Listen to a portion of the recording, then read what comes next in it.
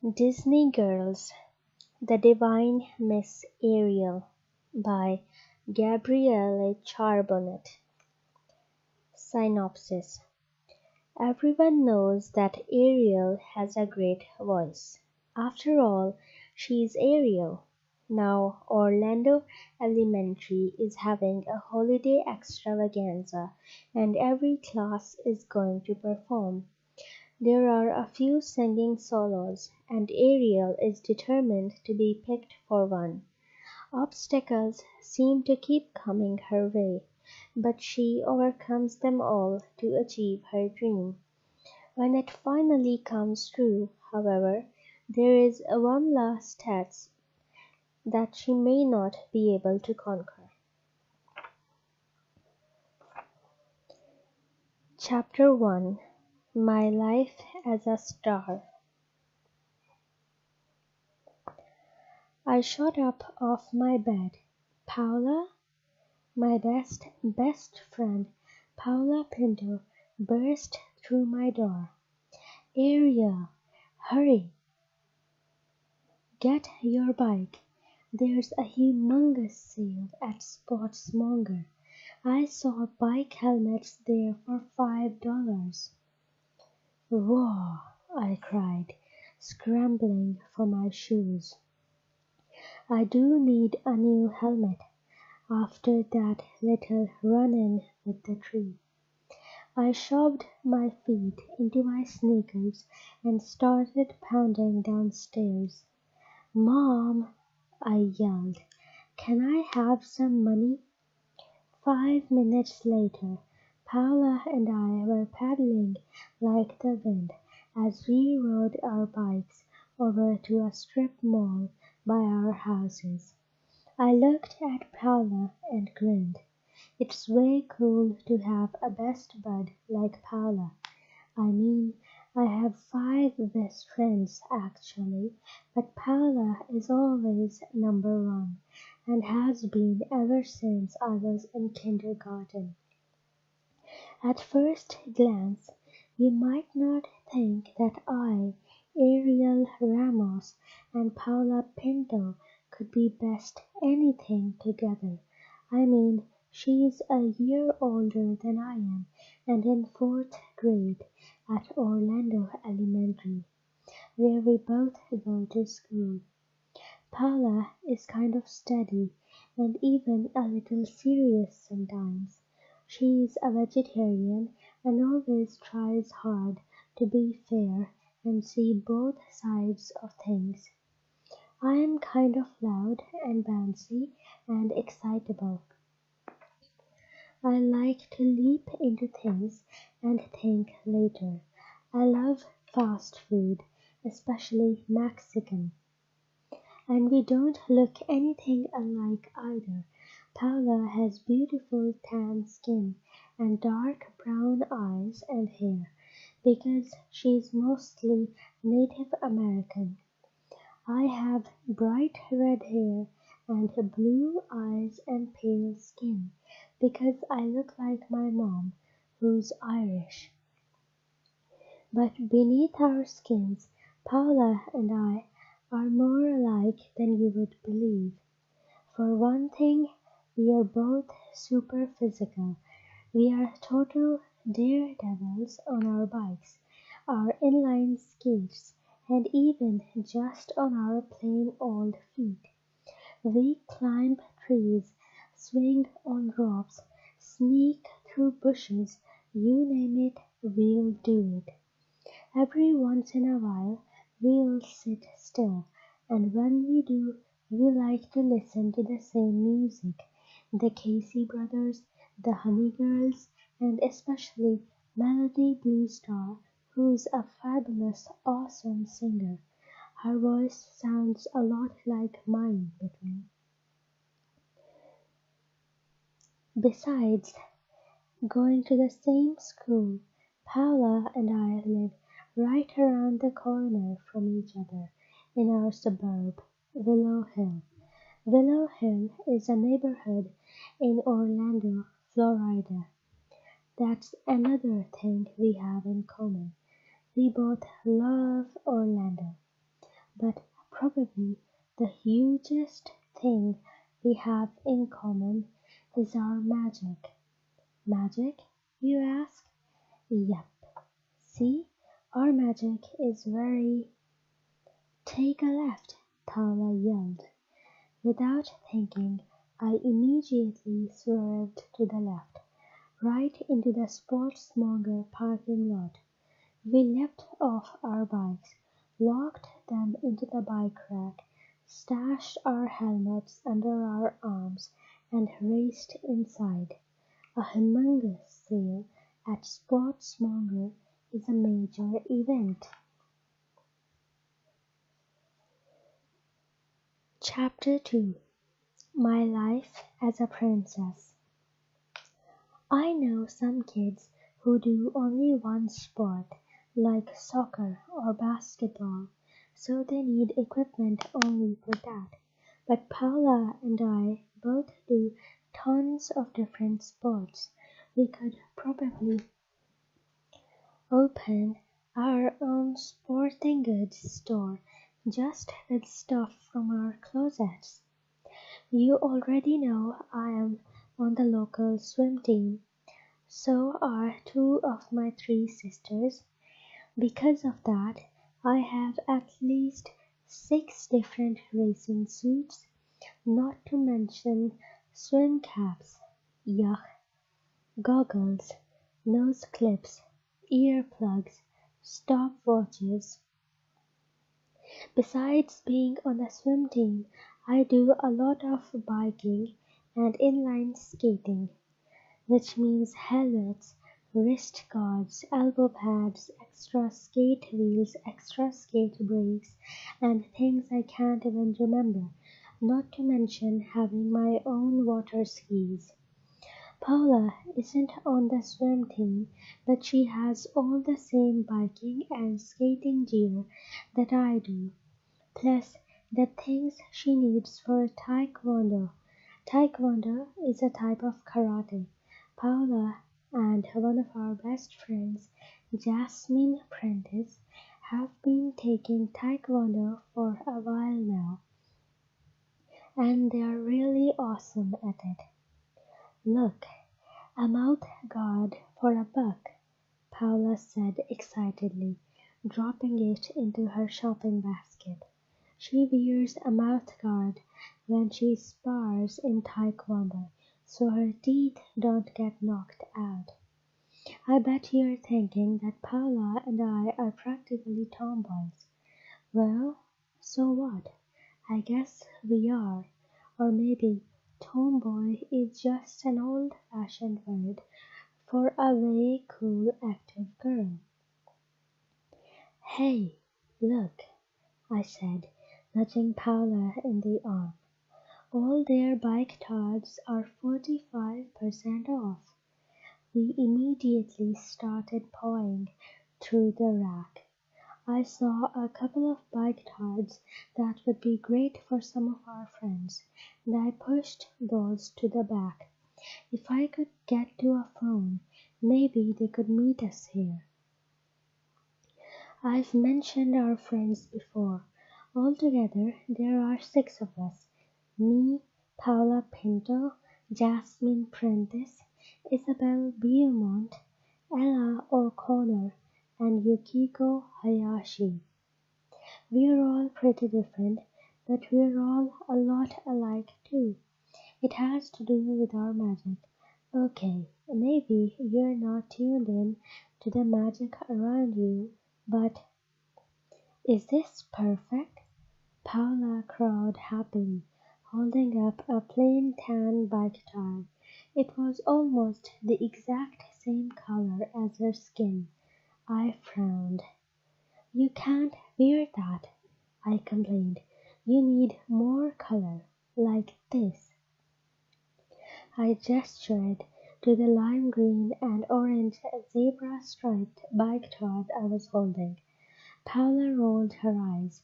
This is perfect, she said. It's even 98% cotton. I could sew some beads or feathers around the collar, maybe even do some leaf prints on it. it would be terrific. The thing about Paula is she's really natural. She likes natural fiber clothes in earth colors and Birkenstocks and simple, relaxing clothes. She calls it serene. I call it boring. I squinted my eyes at the bike Todd.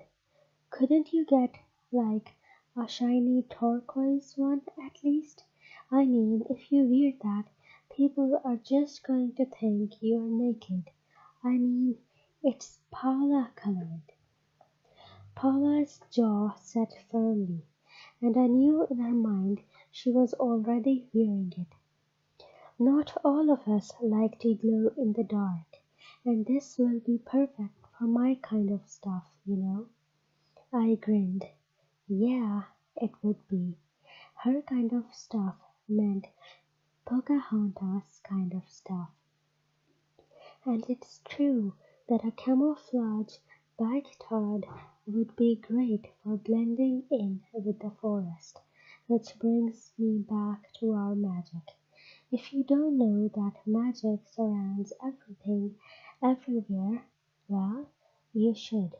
Magic is all around you, and you only have to open yourself up to it. The first time I really understood about magic, I was in a movie theater watching The Little Mermaid. Something happened to me that day.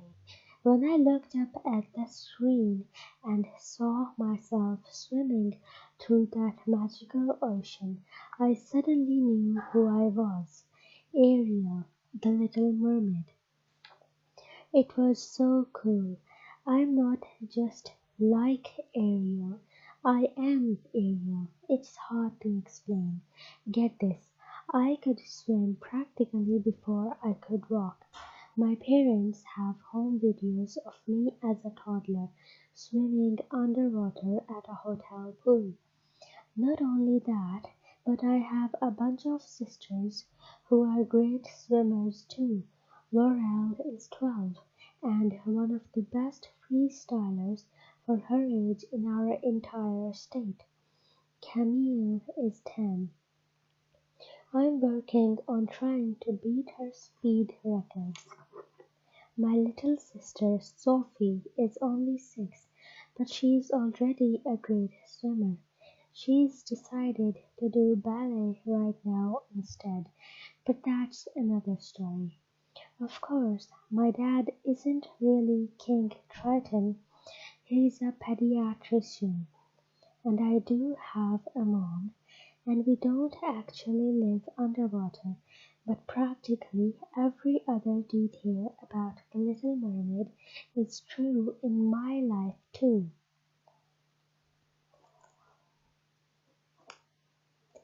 Once I realized who I was, suddenly there was magic wherever I looked.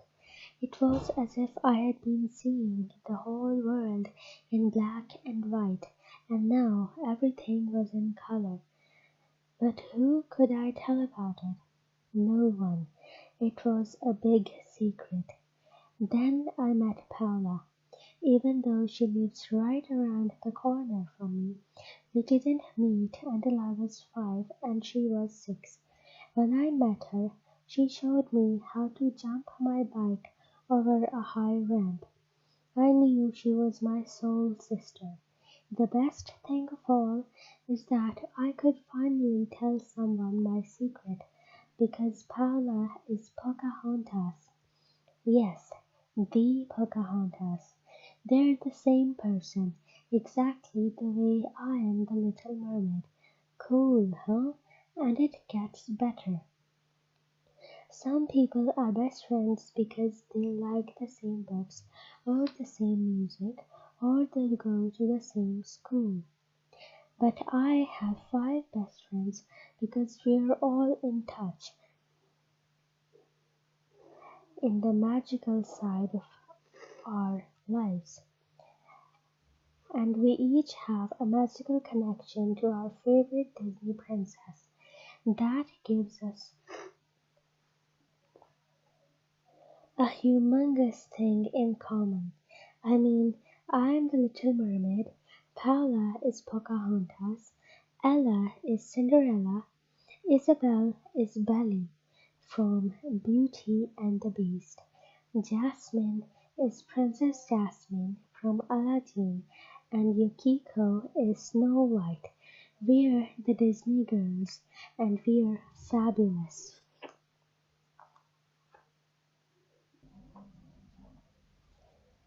Chapter 3. An exciting announcement. And I had to get new elbow pads because my old ones were falling apart, I said, shifting the weight of my backpack to my other shoulder. It was Monday morning, and I was hanging with my buds in the schoolyard at Orlando Elementary. The five of us who live in Willow Hill, me, Paula, Ella, Yukiko, and Isabel, take the school bus together.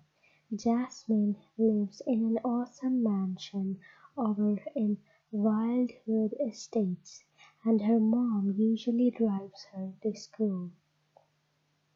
Yeah, you're kind of hard on your protective dear, said Yukiko, grinning. I like to push the envelope, I admitted. The morning bell rang then, and we third graders trooped off to Miss Tommen's room, 3B. Isabel, Jasmine, and Paula headed to Mr. Murchison's fourth grade classroom. Hey, guess what? Ella said as we went upstairs. I heard a cold front is coming through. It's going to get down to the 50s by the end of the week. No, really? Asked Yukiko. That would be so great. It'll get us into the holiday spirit. Yeah, I said, sitting down at my desk. I dumped my backpack on the floor and pulled out my social studies book. Okay, now, you Northerners might be thinking, the 50s? In December? Are they crazy? The answer is, mi amigo, is no. It's just that we live in Florida, the southernmost state. It's always been between 70 and 100 degrees here. The downside is that we don't have real winter sports like snow skiing and ice skating, both of which look really wicked. The upside is that we never have to bundle up, so we look like Frosty the Snowman, and we have tons of fabulous summer sports all year round. Mostly, I'm totally into the weather here. It's just a couple times a year, like around Thanksgiving and Christmas, that it seems less, I don't know, holiday-ish because it's so warm.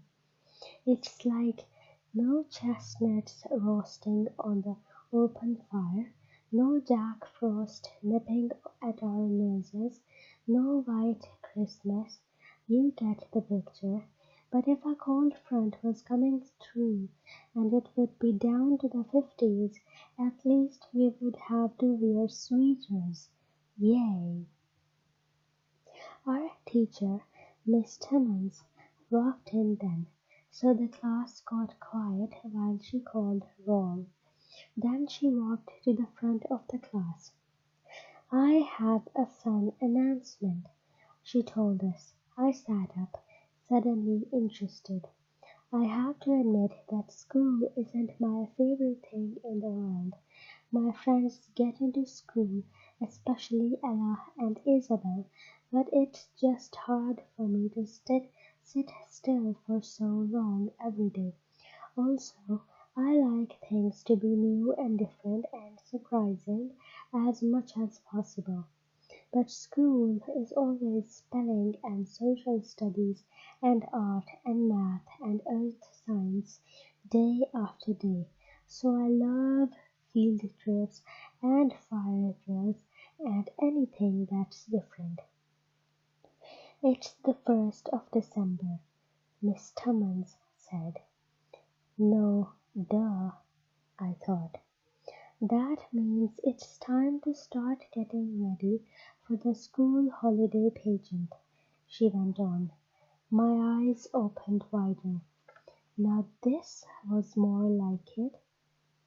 As you all know, each year Orlando Elementary puts on a huge holiday extravaganza, said Miss Timmons. We want this year's to be the biggest and best one yet. Each class will present a short skit, song, or poem about either Christmas, Kwanzaa, or Hanukkah. And there will also be a big finale with every student taking part as well as one individual solo for each grade. So you see, there's a role for everyone in the pageant. All right, I said happily. Ella and Yukiko turned around to smile and give me thumbs up signs. Now, how it works is, continued Miss Timmons, the 1st and 6th graders will represent Kwanzaa. The 2nd and 4th graders will do Hanukkah, and the 3rd and 5th graders will be in charge of Christmas. All right, I said again. I mean, Kwanzaa and Hanukkah are both neat, but my family celebrates Christmas and it's my favorite. Miss Timmons smiled at me in that way that teachers do.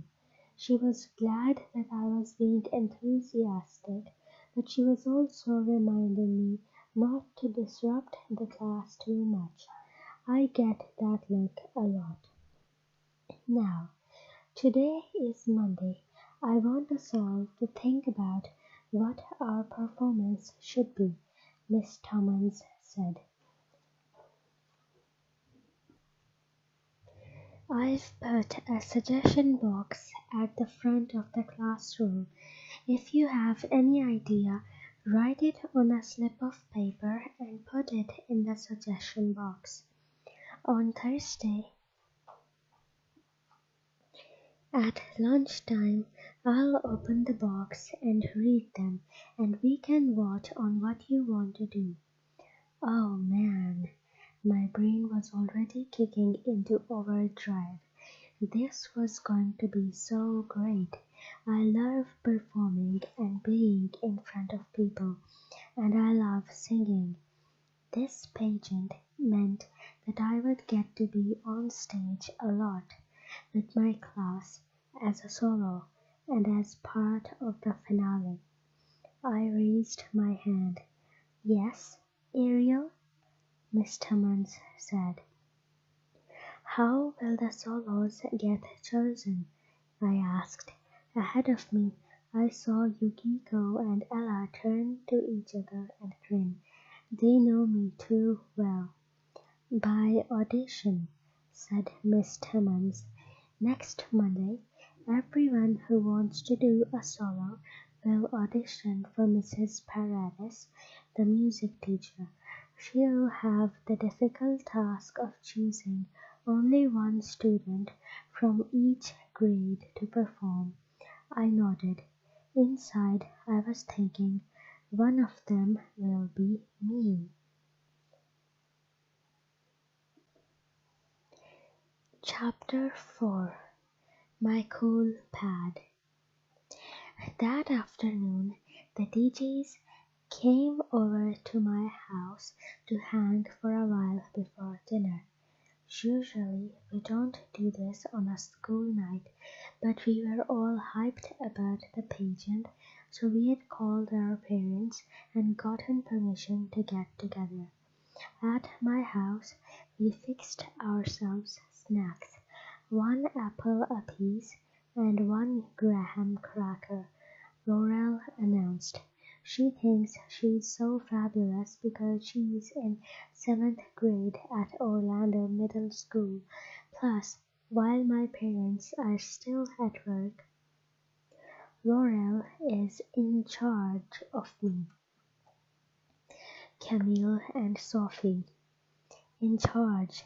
The whole idea cracks me up. Take a hike, I advised her, pouring 6 glasses of apple juice. Ariel, said Laurel, you better not spoil your dinner, Mom said.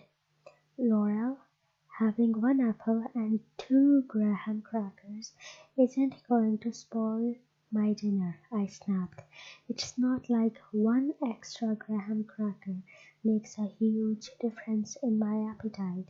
I mean, hey, can we take our snacks up to our room? Interrupted Ella. My friends are used to how much my sisters and I bicker. No, said Laurel, crossing her arms over her chest. Yeah, I said, grabbing my plate. Come on. Phew, said Ella, sitting on the floor in my room. That makes me feel better about Lucy and Jane. Lucy and Jane are Ella's stepsisters. She always worries that they don't get along well enough. Oh, Laurel's a pain, I said cheerfully, taking a bite out of my apple. She can't help it. Just to give you an idea of where we were, my house is a big Victorian in one of the older sections of Willow Hill, so it isn't all perfect and new. It has 2 staircases, a main one and a little back one that servants used to use. We don't have any servants. Well, we have a cleaning service that comes every 2 weeks, but we don't have live-in servants like Jasmine does. My room is in the back of the house, and I have 2 windows with stained glass borders in blue and green. Mom and Dad let me paint my room myself, so I picked 5 shades of blue and green and sort of layered them in big wavy stripes across all my walls.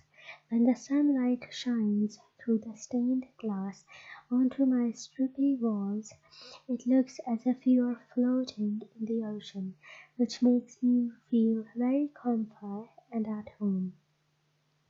On one wall is an indentation where there used to be a door joining my room and a smaller dressing room next to it. My parents closed off that room and used it as a nursery when my sister Sophie was born. But I still have this niche, and Dad put tons of narrow glass shelves in it, all the way across. On those shelves I have my collection. The other DGs tease me about what a pack rat I am, but I just think so many things are cool or neat or interesting, and I love collecting them all.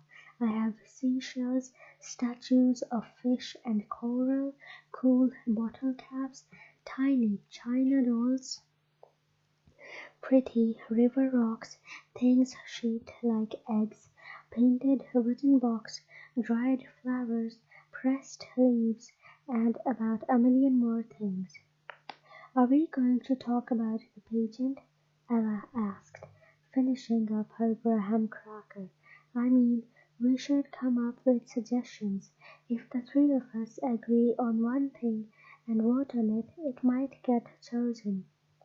She unzipped her backpack and pulled out a notebook. She opened to a clean page and uncapped her pen, ready to take notes.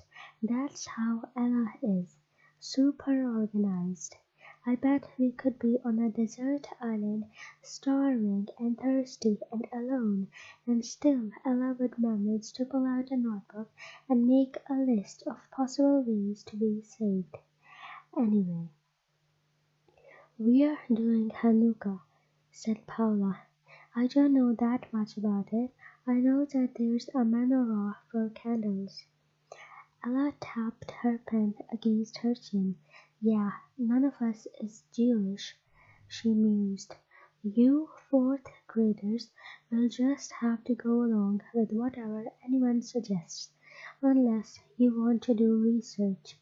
My cousins are Jewish, said Isabel helpfully. I could ask them what would be a good song or skit. 5 pairs of eyes looked at Isabel. I don't know if I've mentioned it, but Isabel is African American. She has tan skin, big brown eyes, and dark brown curly hair that she wears in 100 different hairstyles. Today it was in a ballerina bun. What? Asked Isabel. Oh, 'cause I'm black. Well, my uncle married a Jewish woman who's white, so my cousins are considered Jewish because their mom is Jewish.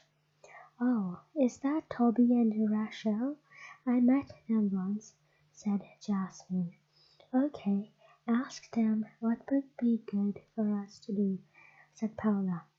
Okie dokie, said Isabel. Great. Now for Christmas, I said, trying to get the conversation back to our class. There are so many things we could do, said Yukiko. I mean, we could go traditional or be more modern. We could do something religious or something not religious. Secular, said Isabel. What? I said. When something isn't really religious, it's called secular, Isabel explained. I almost screamed.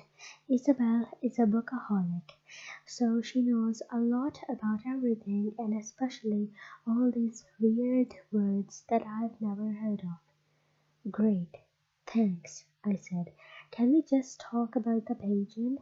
Like, what can I sing for my solo? You are going to do a solo? Ella said. Yeah, of course, I replied. I'm dying to do a solo. But what should I sing? You'll have to audition, Yukiko reminded me. I know, I said patiently. What song should I sing? How about The Little Drummer Boy? Said Jasmine. I love that song. I shook my head. Too many pa-rum-pa-pum-pums. My friends called out suggestions. Good King Wenceslas, White Christmas, Jingle Bells, Santa Claus is Coming to Town, Oh Tenenbaum. None of them seemed quite right, but by the time Mom came home and called me down to dinner, we still hadn't decided what I should audition with. I would have to think some more. Chapter 5 La La La. Most of the time I feel as if days pass too slowly. I have zero patience in waiting for things, and when I'm looking forward to something, it always takes a super long time to get there. But lately I was having the opposite problem. Things were happening too fast. I was busy, busy, busy. The good thing was that I had no time to get bored. The bad thing was that I still hadn't decided on my solo number, and I was running out of time. On Tuesday, Sophie and I went shopping with my mom after school. We picked up some greenery to make garlands and wreaths. Mom does that every year. Then we took Sophie to the dance store and bought her some pale grey tights and grey ballet slippers.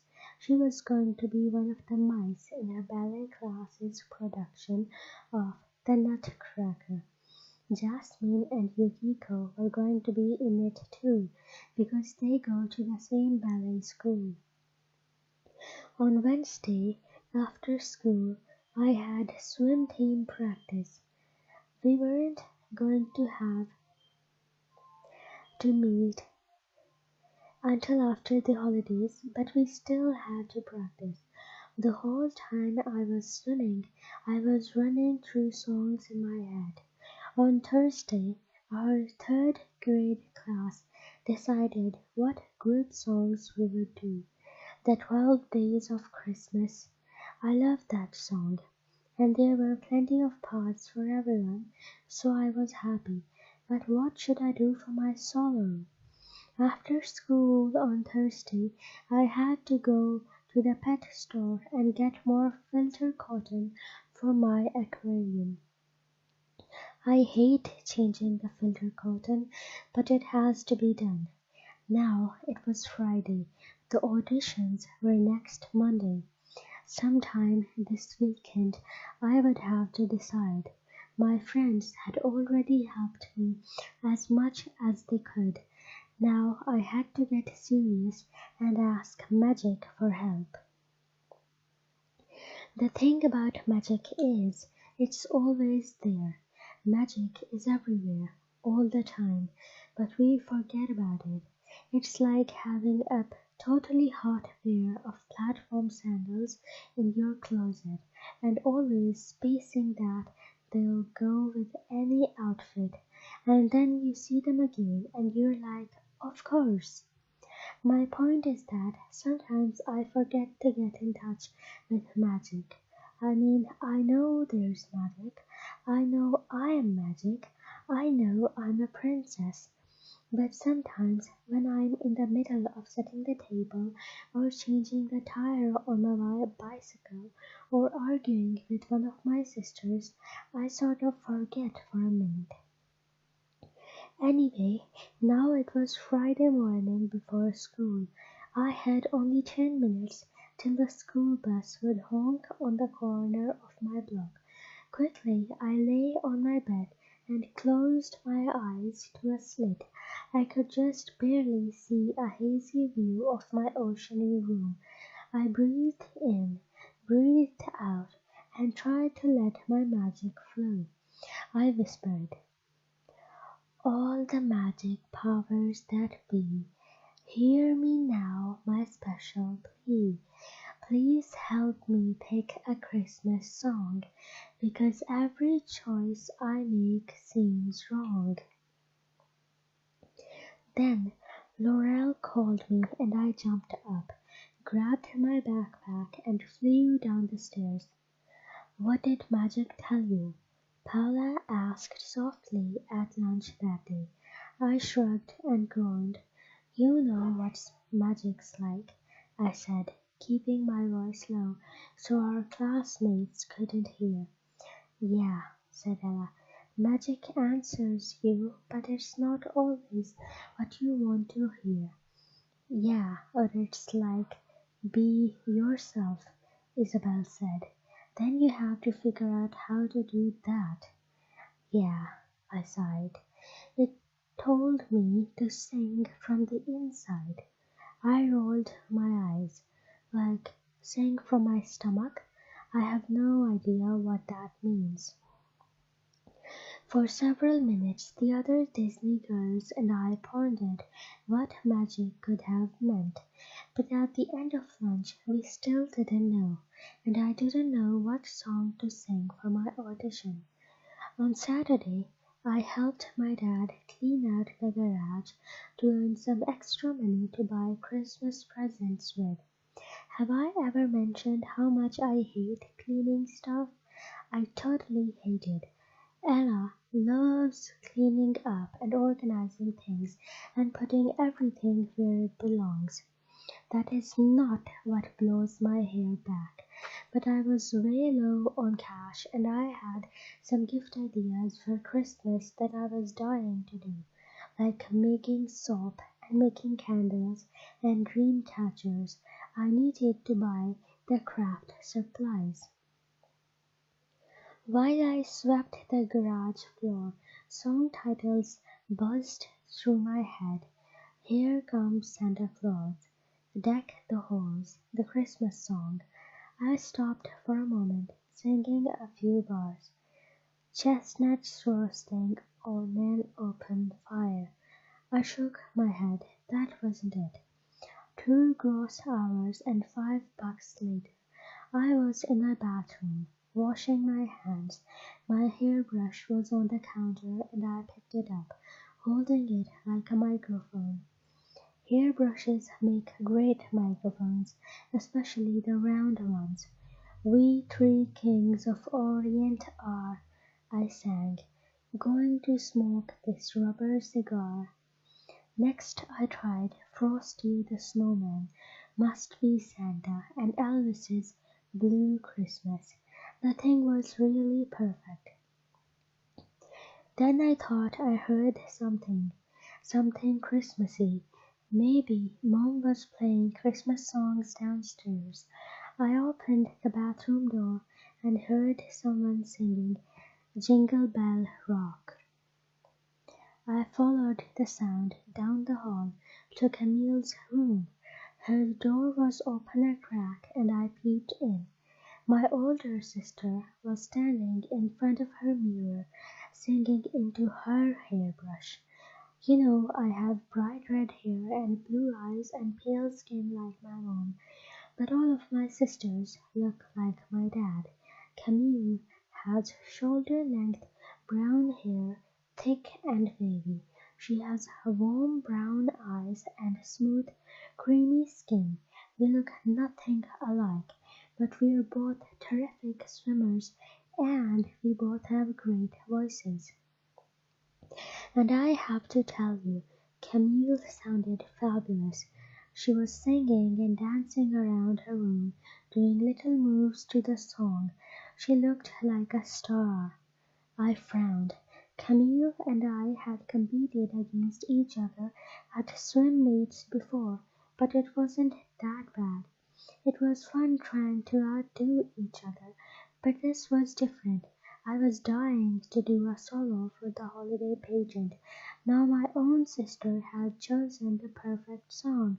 Why hadn't I thought of Jingle Bell Rock?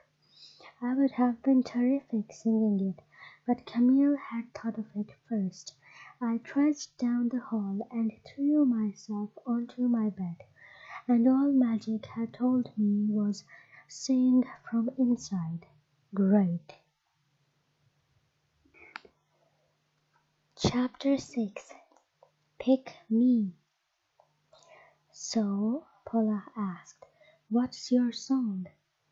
I leaned my head against the window of our school bus. Must be Santa, I mumbled. Paula was silent for a moment. She said finally. With Paula, a simple can mean a whole lot. Right now, it meant, are you sure that's the song you want to sing? I don't think it's the right one. I know my best friend super well.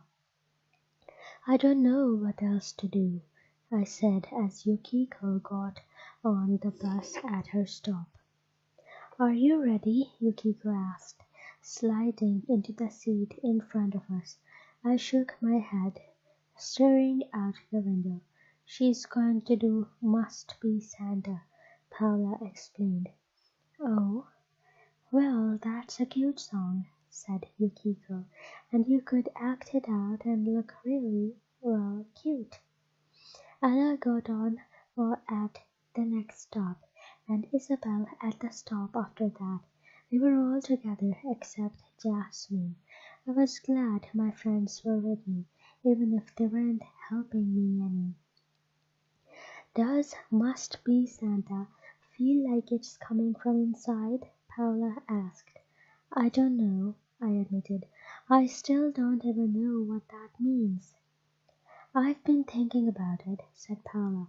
This morning, while I was getting dressed, I thought maybe it meant that you have to know your feelings about Christmas. You know, the way you feel about it inside, then sing a song about that. I stared at her. Isabel looked impressed. Ella and Yukiko nodded. Sing from inside, I repeated in wonder. The auditions were held after lunch in our auditorium. There weren't that many kids who were trying out. I guess not everyone wants to make a spectacle of him or herself in front of a huge crowd of people, but I did. Mrs. Paradis, our music teacher, started the auditions with the little kids first. There was only one first grader who wanted to try out. A cute little girl named Haley Bunky got up on the stage and belted out a song called Kwanzaa Candles. She was terrific. I guessed the first graders had their soloist. "Thank you, sweetie," said Mrs. Paradis, writing something down on her clipboard. "We'll announce the winners tomorrow." Haley grinned and skipped off the stage. Next, 3 second graders auditioned. They were all awful. I felt sorry for Mrs. Paradis having to choose one. The rest of us were sitting in the front rows in the auditorium waiting for our turns. There were 5 third graders beside me and 6 fourth graders, and then I counted 8 fifth graders, including Camille, and only 4 sixth graders.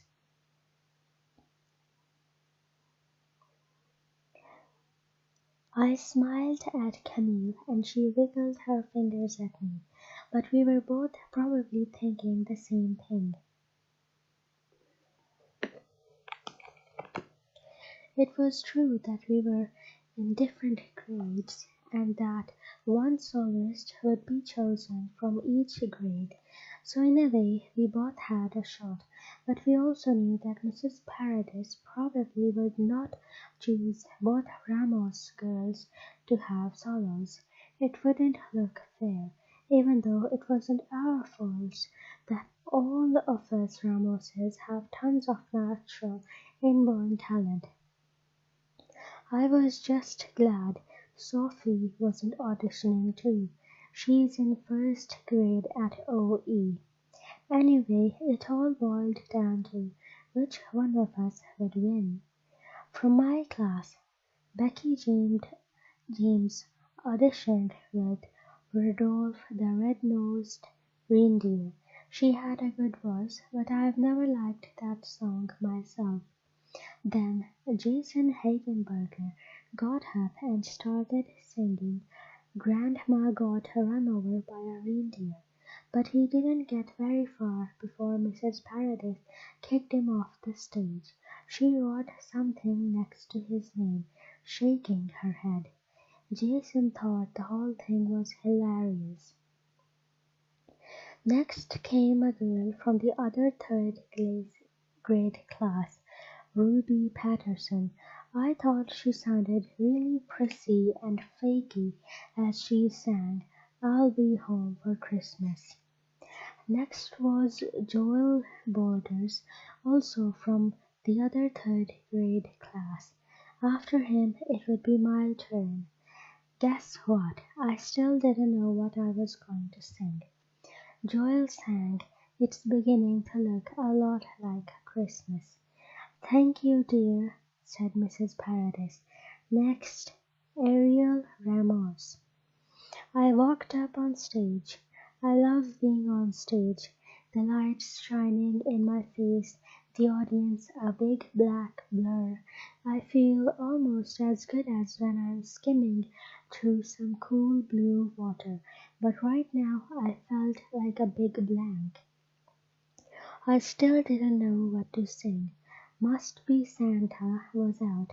It was a fun song, but it wasn't how I truly felt about Christmas. "Christmas, Christmas, Christmas," I repeated desperately to myself. "Presents, big family dinner, relatives, church. My family is Catholic, so we always go to midnight mass on Christmas Eve." I thought about midnight mass, the candles lighting the church, the choir singing, the white and red flowers everywhere, how happy everyone seemed. "Ariel," asked Mrs. Paradis, "are you going to sing?" I opened my mouth.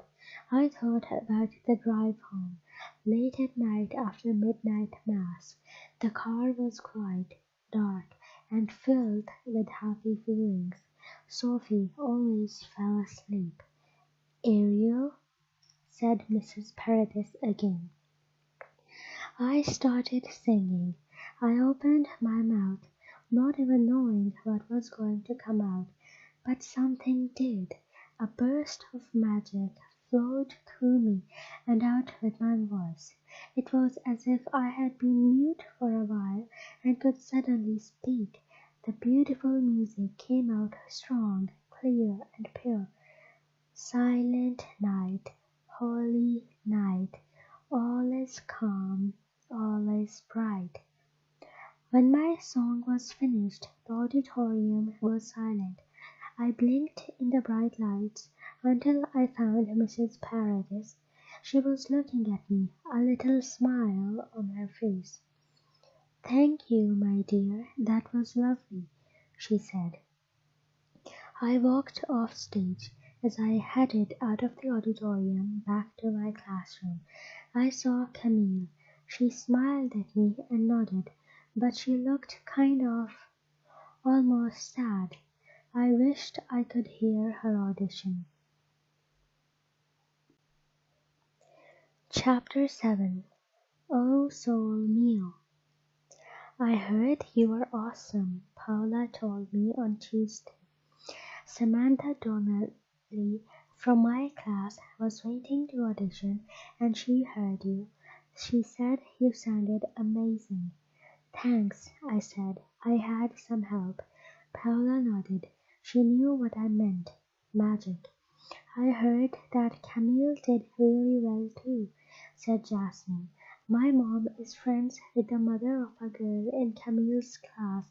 She said Camille has a great voice. I nodded. We all do. So do my parents. Well, I guess we will find out today, said Ella, pulling up her knee socks. She lifted her face to the morning breeze. I love this weather. It feels really holidayish. I'm freezing, Isabel said, holding her jacket collar closed. I smiled. It was 52 degrees, according to the school thermometer. It felt like winter was really here. The morning bell rang, and we gathered up our backpacks to go to class. Ariel, wait! I heard Camille call. I turned around, and my sister was waiting for me. I just wanted to say that no matter who wins, it'll be okay, Camille said. I dropped my backpack and hugged her.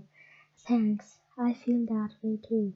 I mean, I really want to do the solo, but I think it would be cool as long as there was one Ramos singing, you know? Yeah, Camille said. She turned to head back to her fifth grade classroom. Besides, we all know I do the butterfly way better than you. You do not, I cried, outraged. Camille just laughed and tossed her brown hair over her shoulder. After a moment, I laughed too. Sisters. Then Ella, Yukiko, and I said later to Paula, Isabel, and Jasmine. A minute later, I slid into my desk in room 3B. After Miss Timmins took roll, she unfolded a slip of paper on her desk. Mrs. Paradis asked me to announce the soloists for our holiday pageant, she said, and I want to remind you that if you auditioned and weren't chosen, you still have an important part to play in your class production. I saw Ella and Yukiko glance back at me and give me little thumbs up signs. I couldn't smile back. I was too nervous. It's funny, but in a way, I knew either Camille or I would be chosen. It never occurred to me that maybe neither of us would be picked. I mean, that might have been the fairest thing for Mrs. Paradis to do, but I'm glad she didn't. In first grade, Haley Bungay will sing Kwanzaa candles, said Mrs. Timmons. I grinned, big surprise. In second grade, Melissa Musaki will sing Lighting the Menorah, continued Miss Timmons. I realized my hands were clenched so tightly that my knuckles were white. In the third grade, Ariel Ramos will sing Silent Night, our teacher announced. I felt a huge smile cross my face. Ella said, "All right," and Yukiko punched the air and said, "Yes." I just smiled and smiled until I realized it meant Camille probably had lost. "Congratulations, Ariel," said Miss Thomas kindly. "We're proud of you." "Thank you," I said. Camille's teacher was probably reading the same names right now. I felt bad for my sister. Miss Thomas went on with the list. Fourth grader Michael Epstein will sing the Dreidel song, and fifth grader Khalil Authors will sing Hark the Herald Angels Sing. In the sixth grade, Andre Berryman will sing Blessed Harvest. I'm sure all of our soloists will be wonderful. Now, please take out your social studies books and open them to page 91. I was really psyched about singing the solo, but I knew Camille must be feeling yucky. I couldn't wait to go home this afternoon and talk to her about it.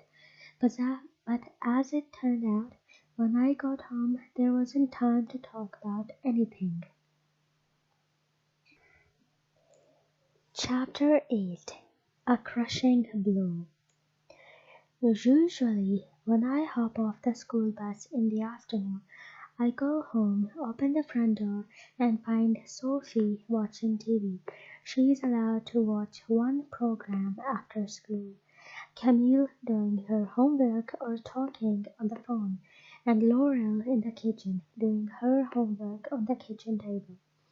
My dad is a pediatrician.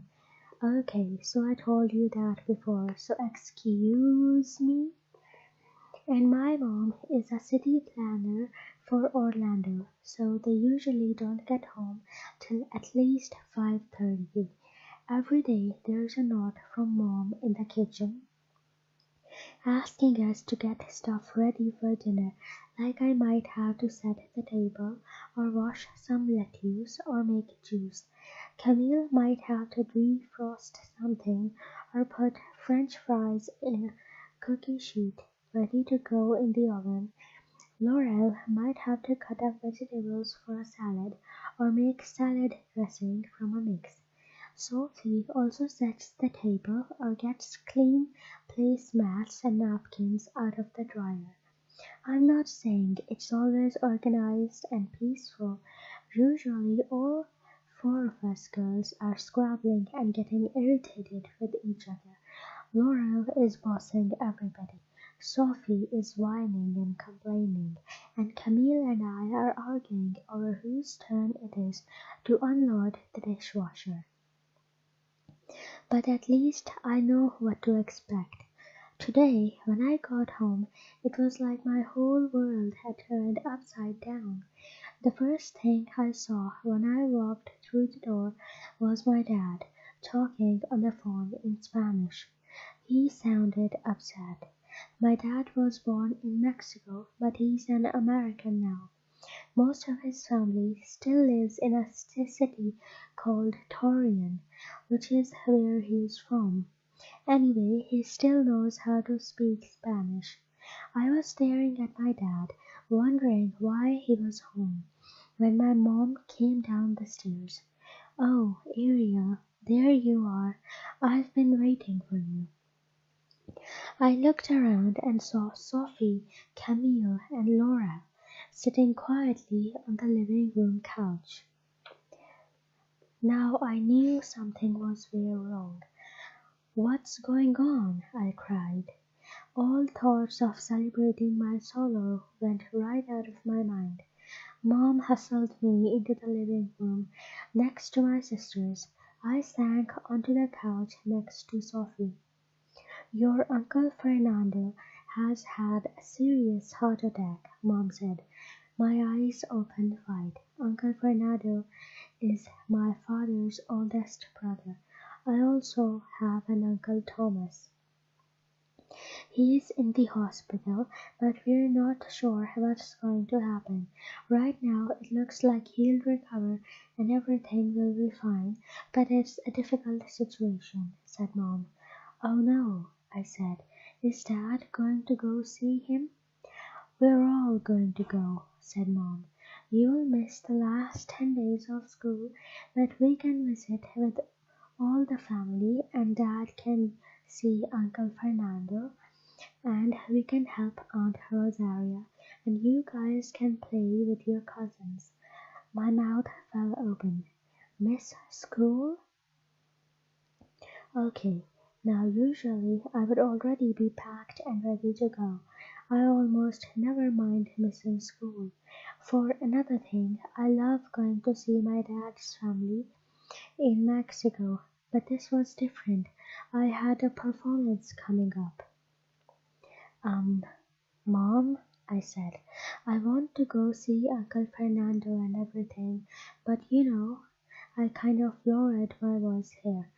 I have a solo in the holiday pageant." Camille was sitting right there, and I didn't want to rub it in. "A solo? You were chosen? Oh, honey, I'm sorry," said Mom. "I know how much that meant to you, and we were looking forward to the show, but this is much more important. I'm sure you realize." Of course I realized what was really more important. I love my Uncle Fernando and Aunt Rosaria, but I was so into doing my solo. Uh, Maybe I could stay here and take care of Ariel, and then we could fly to Mexico and meet you after the pageant," suggested Laurel. I almost burst out laughing. My mom looked at Laurel to see if she was serious. "No," Mom said firmly. "That's totally out of the question. You're only 12 years old, for heaven's sake, Laurel. Next thing I know, you'd be calling me long distance to say one of you had burned the house down." Laurel and I both looked offended, but even I knew Mom was right. Dad got off the phone and came into the living room. He looked upset and tired. I went to sit on the sofa arm next to him. "How's Uncle Fernando?" I asked. "Ugh," said my dad. He smoothed his hand over his dark mustache. My mom came over and held his hand. "How are things shaping up?" Dad asked. "I found a flight tomorrow morning that has 6 seats open," said Mom. "I'm going to throw some laundry in and then we'll start packing. I haven't gotten everyone's Christmas presents yet, but we can stop there." Dad nodded. "Daddy," said Sophie, "me and Ariel and Camille all have a holiday pageant at school." "What? Oh," said Dad. "I know, sweetie. I'm really sorry you'll have to miss it." "I'm worried about Uncle Fernando, but I have a solo in the pageant," I said in a small voice. I felt kind of guilty even bringing it up, but I couldn't help myself. Dad looked at me for a long time. I blushed. I hoped he wouldn't fuss at me for being silly when his own brother was so sick.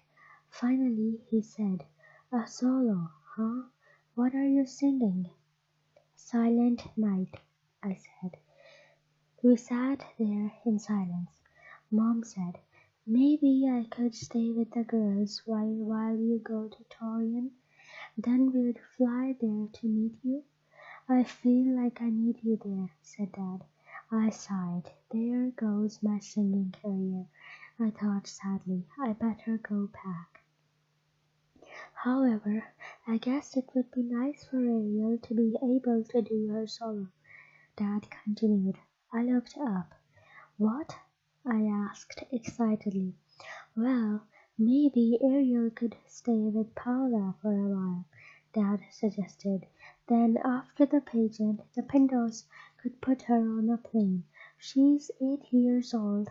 I think she can take a plane ride by herself, and we'd all still have Christmas together. I couldn't believe this. It was like magic had whispered into my dad's ear. How do you feel about that, Ariel? Mom asked. That would be so awesome, I cried. Can we call the Pintos right now? How about the rest of you girls? Mom asked. Do you feel like you absolutely have to stay here? Sophie shook her head. I don't want to be here without you, she said. I don't mind missing the pageant. I'm just a red Kwanzaa candle anyway. My school is going caroling at a couple of places, said Laurel. They won't miss me. I'd rather go to Mexico. Yeah, me too, said Camille. It's not like I have a solo or anything. I was going to be the mother in Twas the night before Christmas. I might as well miss it. I tried to make my eyes as big and hopeful as possible as I gazed longingly at my parents. Okay, well, I guess I'll go call the Pintos, Mom said. But Ariel, if they can't take you for that long, you're out of luck. Understood? I nodded eagerly. Yep. Then I crossed my fingers, closed my eyes, and made a magic wish. It didn't rhyme or anything. It was just like, oh, please, please, please, let me stay at Paula's. 10 minutes later, my mom came back. Okay, it's all set. The Pintos, bless them, have agreed you can stay from tomorrow until the day after the pageant. All right, I yelled, leaping up and punching the air with my fist. Thanks, Mom. Thanks, Dad. You'll go home with Paula tomorrow after school, said Mom. Now, I have to go change our airline reservations, do laundry, pack, and clean out the fridge. You girls go start organizing your clothes and stuff you want to bring, like school books. Ariel, pack your stuff for Paula's. Let's get the show on the road. Chapter 9. Cool Mermaid. To tell you the truth, I was very sad when I left my whole family on Wednesday morning to get on the school bus. They were bustling around, getting ready for their 11 o'clock flight, the flight that would take them far away from me. As I kissed them all goodbye, even my sisters, Dad promised to call me at Paula's home to tell me how Uncle Fernando was doing. Once I was at school, doing regular school things, I perked up. It's hard for me to stay down for long. You are so lucky, Yukiko said at lunchtime. It's like having a DG sleepover for 10 days. Paula and I slapped high fives. It's going to be awesome, I agreed. I mean, I'm sad about my uncle, but I'm so psyched about hanging with Paula 24/7. Maybe I should have a sleepover this weekend, said Jasmine. I need some DG action. Yeah, like swimming, I said, and everyone laughed. They know I love sleepovers at Jasmine's because she has a pool we can use year round. It's great for doing mermaid stuff. I felt much, much better as I sat there eating my lunch and making plans with my best friends. If I had to be away from my family, this was the best way to do it. Or was it? I asked myself grumpily on Saturday morning. Mr. Pinto had given me a ride to school so I could rehearse my solo for Mrs. Paradis in the auditorium. The only problem was that I could barely keep my eyes open. Why, you ask? I'll tell you. First, let me tell you about my pets. My family has three different aquariums of fish, two freshwater and one saltwater. Right now, one of our neighbors was stopping in every few days to sprinkle some food in. No muss, no fuss. But Paula is a different story. She has two greyhounds, Jazzhoot and Duchess, one three-legged beagle named Bobby, three cats, stop it, no more, and get down, four little finches in a cage, some fish, and last but not least, a real live raccoon named, of course, Miko. How could Paula be Pocahontas without Miko, right? Anyway, I like visiting her animals, but right now I was living with them. Every time I sat down, a cat climbed on me. Every meal, there was some dog resting its head on my bare feet to remind me it was available in case I wanted to sneak it some food under the table. When I tried to do my homework, some cat always jumped up on my open book and immediately went to sleep. Paula, her parents, and her older brother, Damon, are used to it, but it seems like kind of a pain to me. But the worst of all is Miko. Miko is adorable and fuzzy and sweet, but he's also very smart, determined, and a total pig. And he's nocturnal. Nocturnal is a scientific term. It means very obnoxious at night. Last night I was in the trundle bed on Paula's floor, drifting off into slumberland. Every night Paula and I have had been having great, long talks in the dark before we fall asleep. We were more best friends than ever, and last night, for some reason, none of the animals had decided to make me feel welcome by sleeping on me, like they had for the last 3 nights. It was just me, myself, and I, and that's the way I like it. Then Paula's door swung open. Miko clambered up onto the trundle bed and began walking on me.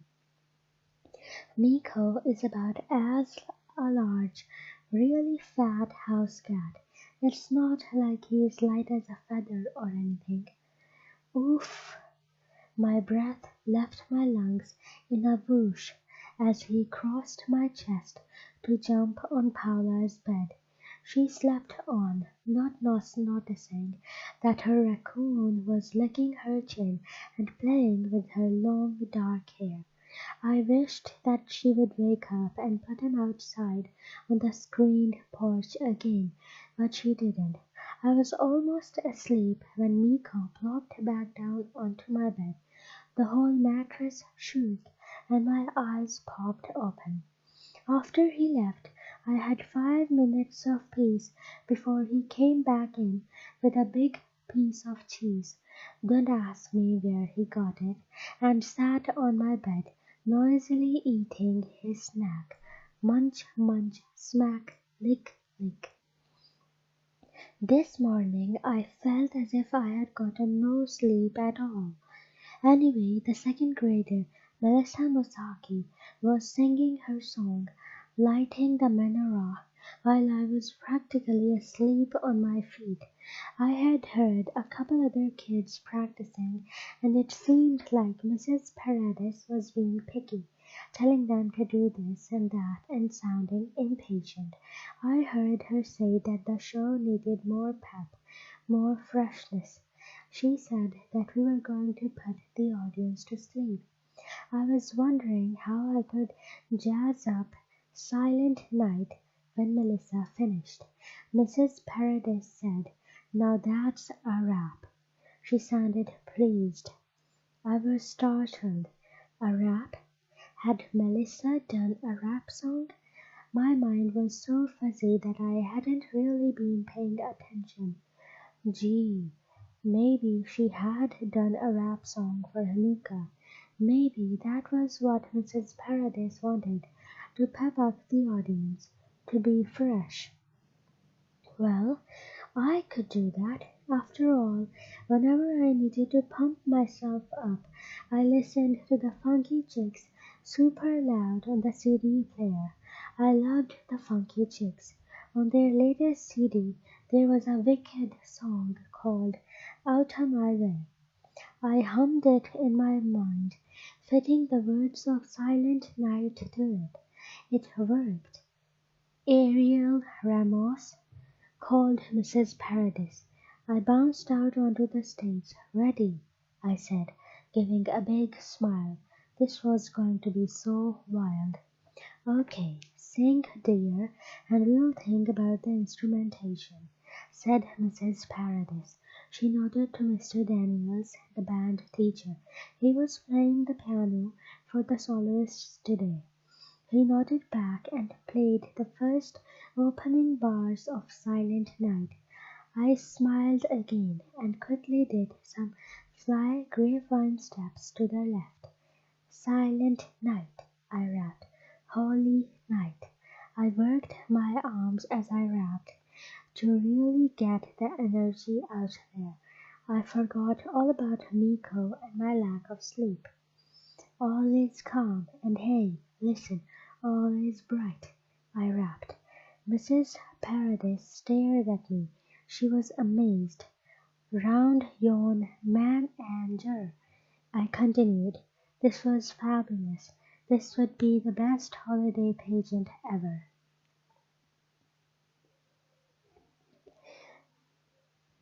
Chapter 10. Memo to Me. One of our favorite Disney girl hangouts is a snack shop called Betty's. It's only 4 blocks from school and right next door to the Willow Green Library. I was supposed to meet the other DGs here for lunch after rehearsal. Later this afternoon, we were all going to Jasmine's for a sleepover. As I ran to Betty's, I felt as if I had never needed the Disney girls more. Paula's face lit up as I burst through the doors at Betty's and rushed to our table. "Hey," she said, patting the best bench next to her. "How did it go?" "Awful," I blurted. "I almost ruined everything." Then I put my head down and my arms on the table and started crying. My friends sprang into action. Paula put her arms around me, and Yukiko sidled closer so that other customers might not notice that I was crying my eyes out right in the middle of a snack shop. Jasmine opened a tall library book and put it in front of me like a screen. Isabel rushed over to the counter and ordered me an emergency chocolate mint chip milkshake. "ASAP," I heard her say. Ella reached into her mini backpack and pulled out some tissues. I took one and started to dry my eyes. Isabel came back, pushed the milkshake close to me, and folded my fingers around the straw. I took a sip, still sniffling. "Thanks, you guys," I said, my voice shaking. "Good grief, Ariel, tell us what happened," Isabel demanded.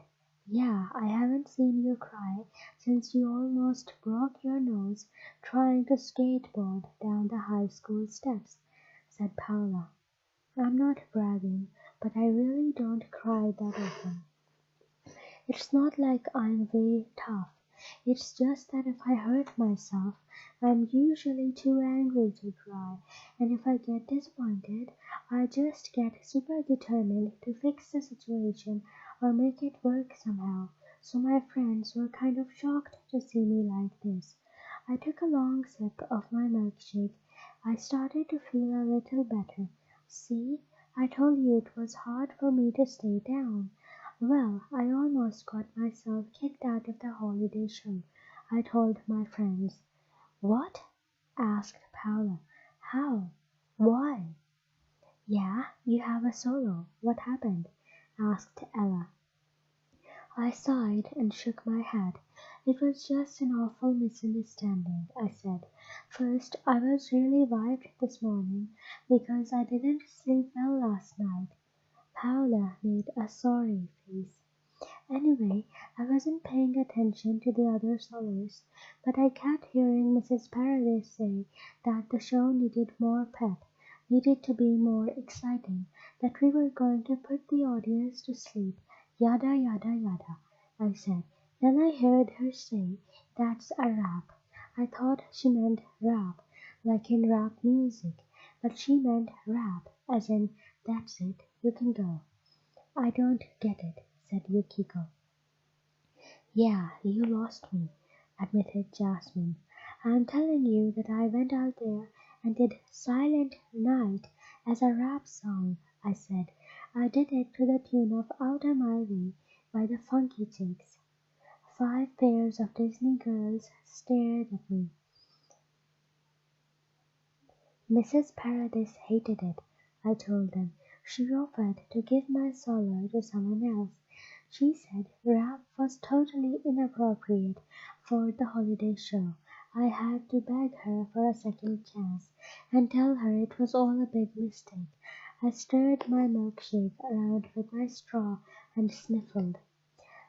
Wait, you sang Silent Night as a rap song? Asked Jasmine. I just said so, I said. You sang Silent Night in rap, repeated Paula slowly. I looked up. Yes, I said pointedly. I mean, what was there not to get? Rap, repeated Ella, as if she couldn't believe it. I stared back at her. Had they all gone crazy or what? The next thing I knew, my best friends were hooting with laughter like a pack of local hyenas. They were hysterical. My so-called supportive friends were pointing their fingers at me, gasping for breath, and laughing so hard they were almost falling off their seats. What? I said. Rap, gasped Yukiko. Rap! Silent Night in rap! Shrieked Jasmine, pounding the table with her palm. Oh my gosh! Cackled Isabel. She made some hip-hop movements with her arms. Silent Night. Oh, Ariel, you are too much! Ella cried, tears running down her face. For another long moment I looked at them in disbelief. It was true. I had performed Silent Night in rap for Mrs. Paradise. When I thought about it, it got funnier and funnier. I started laughing along with my friends. Sometimes I just crack myself up. Chapter 11. Magical Moi. I told you that Jasmine lives in a humongous mansion over the Wildwood Estates. Jasmine's an only child, so she sort of rattles around in that big house along with her cat, Raja, and her mom and dad, and their housekeeper, Mrs. Brent. All us DGs love going to Jasmine's house. It's big and gorgeous, and there's tons of room for us to play and do our own stuff. And her parents leave us alone a lot and don't butt in when we're trying to be surrounded by our magical world. It's cool. One of the best things about Jasmine's house is her awesome pool. Since I am on the local swim team, I swim twice a week as it is, but you can never swim too much, right? And a while ago, the apprentices closed in their pool so we can use it year round for doing the mermaid thing. It's the best. Tonight we were having a special nighttime swim after dinner. The air was cool, but the water was warm, and a pile of thick towels waited for us on the pool furniture. Jasmine's mom had even let us turn off the underwater pool light so the whole place was dark and mysterious and magical. Usually she makes us keep the light on for safety reasons. Mrs. Prentice is big on safety. Anyway, I was wearing one of my best mermaid suits. It was a shiny green one piece with little sparkles all over it that looked like fish scales. The water was warm and welcoming, and I glided through it effortlessly, feeling it support me and comfort me. I missed my family, and I was missing my own house and my room and my own bed too.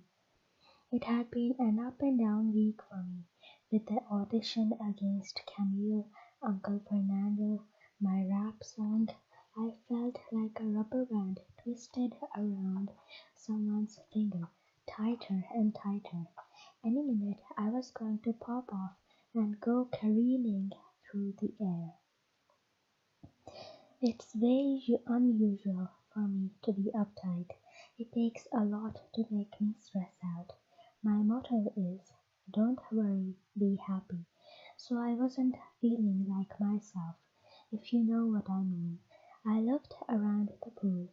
Yukiko and Jasmine were doing underwater ballet exercises, standing in the shallow end. They stretched their muscles slowly, pointing their toes and raising their feet as high as they could. I pretended they were special mermaid ballerinas getting ready for a court performance. Paula was practicing dives, wearing goggles and a sleek black suit. Earlier, she had tried to see how many laps she could do without stopping. 21. The pool isn't that big. As I floated, treading water softly, I felt more and more magic swirling around me, gathering in the cool night air. Ella and Isabel were sitting on the pool bench, water up to their chests, talking quietly about books they were reading. Softly, silently, I skimmed through the water to the opposite end of the pool, feeling that I was both alone in the darkness and surrounded by my friends. If you've seen the movie The Little Mermaid, you know what my life is like when I am in my magical world. In my mind, I saw everything clearly: the corals, the underwater plants, the way light dappled the sea bottom like shards of broken glass. Around me were the fantastic, rounded shapes of my father's palace. I could see unusual, beautiful fish swimming everywhere, and I also knew that danger lurked in the darkest shadows. I was in my world, Ariel's world, and magic was everywhere. The water parted before me as I explored my undersea palace. My strong, muscled tail moved me surely through the waves. My long red hair fanned out behind me like burning coral. I was home. Suddenly, in the far distance, way beyond a sunken ship, I could make out a dim, blocky shape. What could it be? You know what they say, Curiosity killed the cat. Let me tell you, if I were a cat, I would have used up every one of my 9 lives by now, and a bunch of others besides. I can't stand not knowing what something is. I flicked my tail and set off. First, a strong riptide almost pulled me way out to the sea. I fought it and paddled hard with my tail to get through it. Then an underwater volcano erupted in the distance, and the shock waves sent clouds of thick silt swirling around me. If I had kept swimming, I would have gotten hopelessly lost. Instead, I grabbed a jagged ledge of coral and hung on to it for my life. When the clouds of silt had settled, I pressed forward once again. I could almost make out the shape. To me, it looked exactly like a sunken treasure chest. The lid had popped open eons ago, and I thought I could just barely make out the merest glint of gold. I had to get to it. Suddenly, a shadow loomed overhead.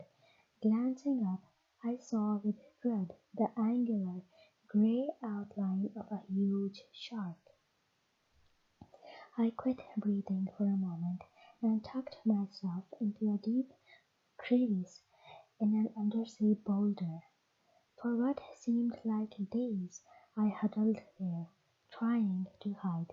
Even after the shark had disappeared from my sight, I stayed hidden, worried it might be a trap. Finally, I ventured out. I peered through the dark water as best as I could and saw no signs of the hungry predator. Cautiously, I swam toward the chest, hovering weightlessly before it. I pushed the lid open, feeling its ancient hinges creak in protest. Then my eyes widened, and I smiled. Jewels, gold coins, silver plates engraved with unreadable words, silver dinglehoppers. What a find! I couldn't wait to show. Something tapped my shoulder, and I almost screamed, afraid that the shark had come back.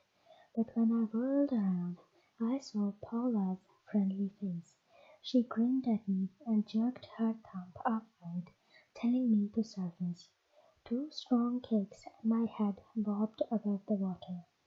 "We're thinking it's time for popcorn and a movie," said Jasmine. She reached behind her and started squeezing water out of her long blonde hair. "Sounds good to me," I said, heading for the steps. "What's that in your hand?" asked Isabel. "What?" I held my hand up to see a heavy strand of pearls. "Whoa!" I said, shocked. "Oh, that's mine," said Jasmine. "I was diving for them the other day. I must have forgotten to take them in. You can just throw them on the deck. They're fake." I started laughing and climbed out of the pool. When I looked down, I realized I had legs again. Chapter 12. The Best and the Worst Thing Ever.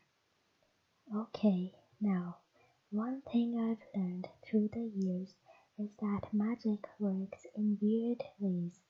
Sometimes you're just going along, la-di-da, and then all of a sudden it's like magic bumps you on the head and yells, "Hello," which is what happened to me that night at Jasmine's sleepover. I was in my sleeping bag on the floor of Jasmine's playroom. It was very late, and we had finally stopped talking and laughing. Isabel, Yukiko, and Paula were already asleep, and the rest of us were practically out. I was all snuggled up, cozy and warm, when I suddenly realized that magic was trying to tell me something. Before I had gone to my mermaid world earlier tonight, I had been bumming about things happening in my life, stress city. I had been wondering if I was doing the right thing or whether I should have gone with my family to Mexico. Was I being selfish? Was I letting my family down? Should I even keep trying to do this solo? Well, my magic was, I believe, telling me that yes, I was following the right path. Because remember what was happening underwater? I had seen a treasure chest, and I kept moving toward it despite things getting in my way. The strong tide, the underwater volcano, the shark, they were all obstacles that I got through. Just like with my solo, I had overcome the obstacles of competing with my sister, my parents having to leave town, and my huge mistake of doing Silent Night in rap. So magic was telling me to keep my eyes on the prize. If I just stayed strong, I would do my solo and knock everybody's socks off. I was almost there. No problem. I love the week before the holidays, said Ella as we waited in line for lunch. Me too, said Yukiko. It's like vacation has already started. It was true. Today was Wednesday, and our huge holiday show was on Friday. We had hardly been doing any school week work all week. Every day was taken up with rehearsals and other fun stuff like making holiday cards, decorations, and learning about a bunch of different holidays around the world. I was feeling ultra holidayish. The only bad thing was that I really missed my parents and even my sisters. I wished they could be here to see me begin my fabulous singing career. I think we've got some pecans left in the backyard, Paula said as we got off the school bus that afternoon. We could gather them up, crack them, and maybe make some banana bread. Cool, I said. And later on TV, there's a Christmas special. I just love Christmas specials. Great. Paula and I hopped up her front steps. As usual, Bobby came running toward the door, barking and slobbering on us to show how happy he was that we were home. Okay, Bobby, down, boy, said Paula, dropping her backpack on the dining room table. It had so much stuff on it you couldn't even see the top of the table. That's why the Pintos always eat in the kitchen. Hi, honey, called Dr. Pinto, Paula's mom. I mean, honeys, she said, pushing through the kitchen door. She was still wearing her white waistcoat. I smiled at her. You're home early, said Paula, giving her mom a hug. My last 3 patients all cancelled on me, Dr. Pinto explained. I was really glad because I wanted to rush home and show you girls something.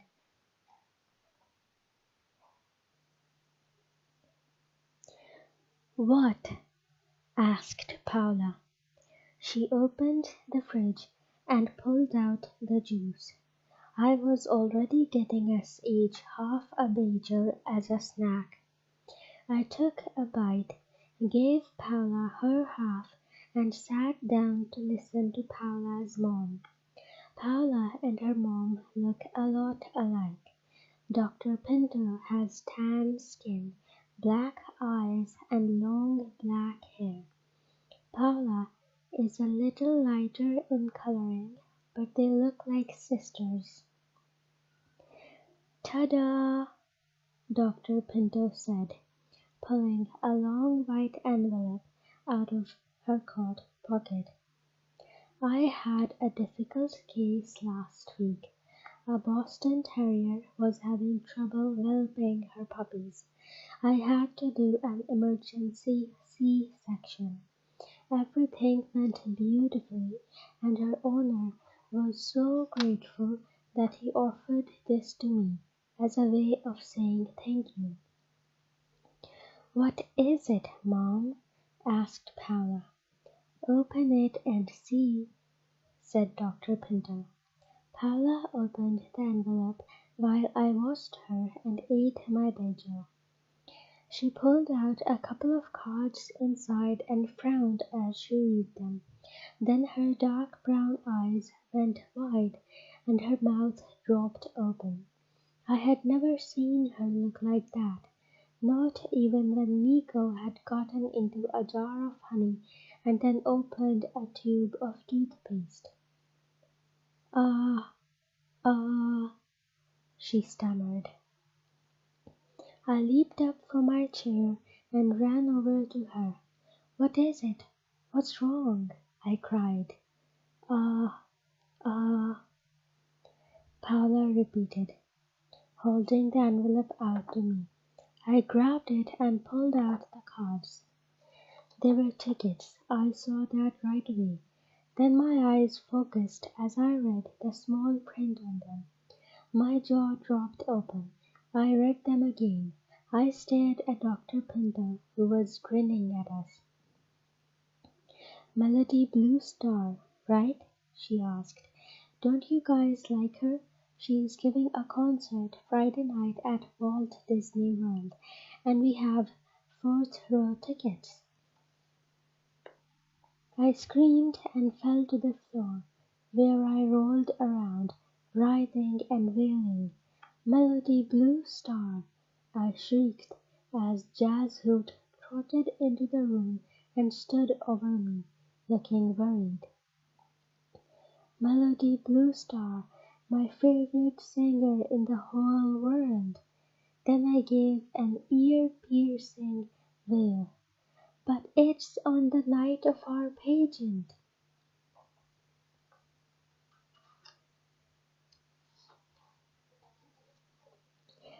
Chapter 13. My Brains in Pain.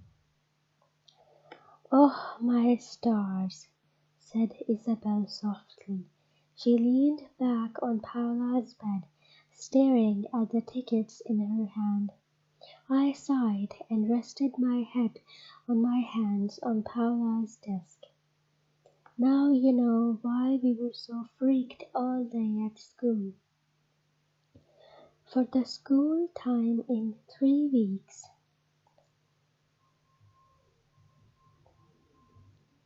And for the second time, we were having an emergency Disney Girls meeting. Jasmine, Isabel, Yukiko, and Ella all had to get rides because it was dark outside. I couldn't even eat dinner tonight," Paula said. "Usually I love my mom's spinach lasagna." It was yummy, I admitted. Even though my head was about to explode from this whole horrible dilemma, still nothing keeps me away from my chow at dinner time, you know? "Okay, now let me make sure I've got all the facts straight," said Ella briskly. She didn't pull out her notebook, but I bet she wanted to. "Now, Ariel, you have your heart set on doing your solo, right?" Ella asked. "It's the big goal for you." "Uh-huh," I said sadly. Miko pushed open Paola's bedroom door and waddled in. He had a piece of apple in his mouth. He came over to me, dropped the half-chewed apple in my lap, climbed up on my knees, and sniffed me. "Ew," I said, looking at the apple. "What do you want, Miko?" "He loves spinach lasagna," Paula explained. "I've already swallowed mine," I explained to his dark little bandit's face. He looked disappointed, picked up his apple, and headed over to Paola's bed, where he sat on the pillow and ate. "Can I go on, please?" Ella said. Yeah, I said, sorry. "Okay, so you want to do your solo," continued Ella. "You are dying to do your solo, is that right? Or is it more like it would be cool if you did your solo but you could live without it?" "No, I'm dying to do that solo," I said. "I've been practicing and Mrs. Paradis has been helping me, and I sound fantastic. I wanted everyone to hear me." "Is it enough that we would all know how good you are?" asked Isabel. I thought about it. "It helps, but I wanted the whole school to hear me," I shrugged. "Sorry, I'm one on big walking ego." My friends laughed, but no one disagreed with me either. "But you also want to go see Melody Blue Star," said Yukiko. I groaned. "I would cut off my hair to see Melody Blue Star. She's like everything I ever want to be. She's so fantastic, and she's at Walt Disney World, only my favorite place on earth, and we have free fourth-row tickets. I mean, fate is laughing at me." I finished with a moan. She did it. Ella pulled out her notebook and uncapped her pen. I would have giggled if I hadn't been so miserable. This was the biggest decision I'd ever had to make in my whole life.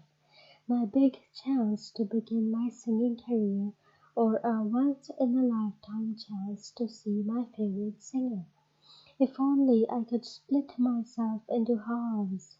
I swear, if Ursula the Sea Witch had offered to split me in two just for one night, I gladly would have paid for it for the rest of my life. "Let's make a list of pluses and negatives," said Ella, drawing 2 columns on her page.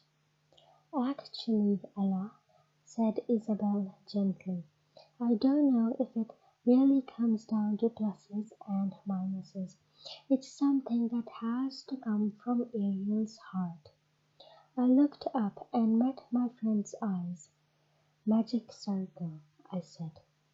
The 6 of us sat in a circle on the floor of Paola's room and linked pinkies. "That makes our magic stronger." Together we chanted, "All the magic powers that be, hear us now our special plea. Which concert should our mermaid choose? We have never seen her so confused." Then we sat quietly in our circle. I kept my eyes closed, focusing on my breathing and listening hard for magic's answer. As I concentrated, I thought I heard the gentle lapping of the ocean's waves.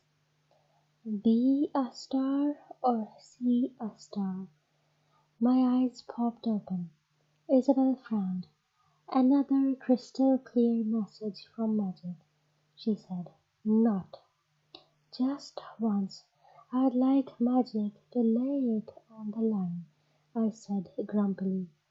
"Yeah," said Paula, tapping her finger against her lip. "Be a star or see a star," I repeated. "I mean, will I be a total weenie if I back out of the pageant now? Mrs. Paradis could get some other third grader to do my part. Of course, they won't be as good," I said. "Of course," said Yukiko, grinning. "My mom once told me to pretend it was 20 years from now," said Isabel, "and think about looking back on your life to how you felt when you were 8. Think about tomorrow night and which one you want to remember. Being at a Melody Blue Star concert or doing your solo in the holiday pageant." I thought and thought. I knew Paula would do whatever I decided.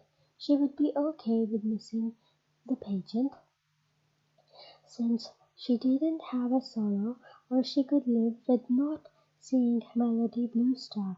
Paula's really great. She would support me whichever way I needed to go. I did as Isabel suggested and thought back. 20 years ago, I thought about being 8 years old and sitting in the fourth row of Melody's show. I thought about walking onto the stage at school and hearing people applauding. Things suddenly became very clear. Chapter 14. My Stunning Triumph. Wow, it's crowded, Paula said as we headed into the auditorium. Yeah, well, everyone likes to see real talent, I said.